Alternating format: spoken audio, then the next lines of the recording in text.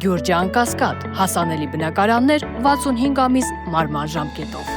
Հակոբյան վերջերս պաշտոնապես հայտարարվեց, որ վարչապետի տիկինի իր շարժումը կրթվել է նորաձև է, փաստորեն իրականացում է պետբյուջեի հաշվին, դա պաշտոնապես հաստատվեց։ Այստեղ որևէ խախտում եք։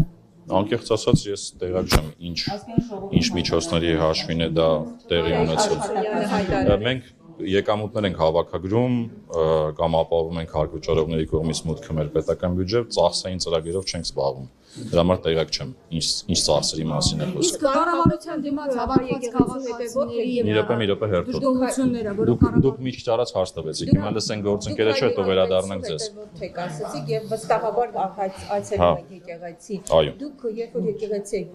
գնում, եկեղեցին ձեզ համար ճուլայանոց է, որտեղ օրինակ տեսել եք կոշիկներ կամ կառավար վարչապետի բառապաշարով ասած։ Ես այնտեղ որտեղ որ այցելել եմ, չեմ տեսել անձամբ,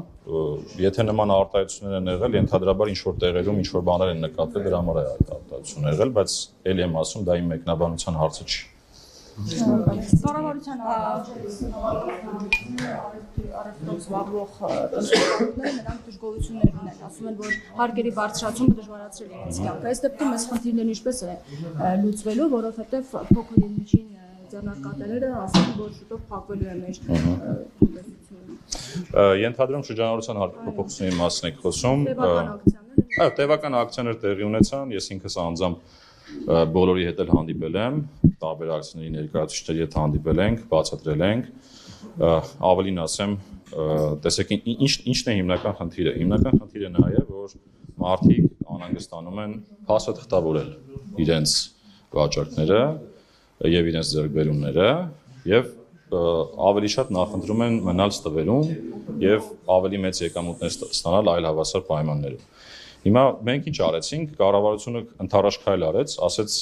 քանի որ դուք անհանգստություն ունեք հարմարվելու նոր մոտեցումներին, գույքագրելու մասին եք խոսում, որ խնդիրներ է դա ստեղծում եւ Այո, հիմա դա իրականում վաղուց է դա հայտարարված, ասենք տարի, եթե ոչ 2 տարի այդ հարցերը քննարկվել են եւ ընդամենը հունվարի 1-ից ներդրվել է։ Հիմա ինչ արեց կառավարությունը։ Կառավարությունը ասեց, լավ, ընդառաջ գնաց 6 ամիս աջակցության ծրագիր ներդրեցինք, որից օգտվելով հարկ վճարողները շրջանառության այդ ժամանակաշրջանի համար կարող էին իրենց հարկային պարտավորությունները նույն մակարդակում պահել, մինչև իրենք կհարմարվեն այդ փաստաթղթավորման ու նոր հաշվառման ռեժիմին։ Հիմա, երբ որ նայում ենք օրինակ առաջի երամսյակում, անկեղծ ասած, քիչ են դիմորդները, դա խոսում է նրա մասին, որ մարդիկ ավելի շատ նախընտրում են մնալ ստվերում, քան դուրս գալ։ Հիմա ուրիշ բան ասեմ։ Ես ինքս բաց եմ եղել, թափանցիկ եմ եղել, նույնիսկ էլեկտրոնային իմ հասցեն հրապարակել եմ, ասել եմ հարգելի քաղաքացիներ, բոլորդ կարող եք գրել ինձ։ Տեսնենք ինչն է խնդիրը։ Մենք բախվել ենք մի քանի օրինակների հետ, երբ որ քաղաքացին օրինակ այդ շրջանառության հարկ վճարող այդ հաշվեկները ներկայացնում է, երբ որ մենք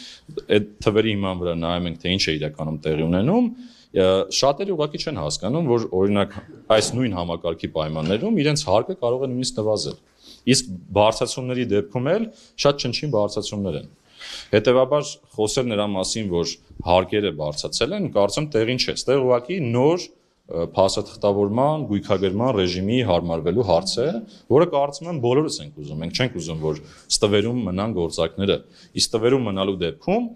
խոշորներն են տեղավորվում այդտեղ, մարդիկ են անդադ մնում այդ փոքր չափի գործունեության մեջ եւ իրենք հնարավորություն չեն ունենում աճելու եւ իրենց այդ ասած ներդրումը կատարելու մեր պետական տնտեսությունը հիմա փակել շատերն ասում են, որ մենք փակում ենք, որովհետեւ ձեր չի տալիս այլևս աշխատանք։ Անկեղծ ասած Դե տեսեք ներողություն 3-4 տարվա հարկուսն ինչպես պետք է գույքագրենք, ինչպես են պատկերացնում, մենք դա Մենք ձևերնել ենք, նույնիսկ ձևերնել ենք մշակել, հրապարակել ենք, բոլորին ծանուցել ենք էլեկտրոնային, բոլորի հետ անհատական աշխատանք ենք տանում, բողոքներ կան, բողոքներին պատասխանում ենք, բայց ամենահետաքրքիր բանը լսեք, այդ բողոքներից հետո, երբ որ նայում ենք վիճակագրությունը, զուտ առումով շրջանառության հարկի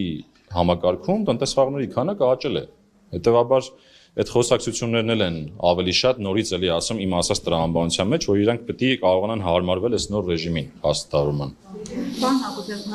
նախկինում այս իշխանությունները ասում էին, ներկայացուցիչները ասում էին, որ հայտնի օլիգարխները կարակ են ներմուծում Զուգարանի թղթի անվան տակ։ Հիմա նման մախինացիաներ արվում են, թե չեն արվում։ Կոնկրետ նմանատիպ իրավիճակի ես ինքս չեմ հանդիպել։ Իհարկե կան տնտեսվարող սուբյեկտներ, որոնք փորձում են այլ ապրանքների անվան տակ գրանցումներ անել, բայց դա էլ ունեն գործիքակազմ։ Մենք ունենք մաքսային վերահսկողության գործիքակազմեր, այդ թվում նույնիսկ եթե սահմանին ինչ-որ մի բան օրինակ չստացվի վերահսկել, որտեղ ռիսկի համակարգի աշխատում երբեմն լինում են օրինակ ավտոմատ բացթողումներ, մենք նաև Հայաստանի ներսում հետբացթողումային վերահսկողություն ենք անում ու նման դեպքերում վերանայել ենք տալի, համապատասխան դեպքերում էլ ակտավորումներ ենք իրականացնում։